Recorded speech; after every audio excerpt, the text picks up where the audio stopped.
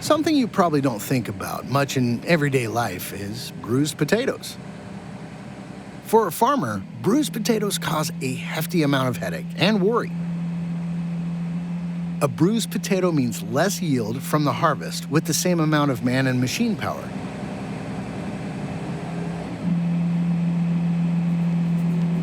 A bruised potato won't pass quality control, and therefore, Justin and the Valley growers will lose out on payment for them. The reason the machine has to be delicate with the potatoes is we sell fresh market potatoes.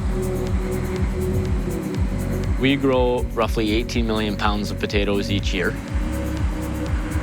So if we can save just 0.1% of those potatoes by bruising them slightly less, that makes a big difference in the numbers at the end of the year.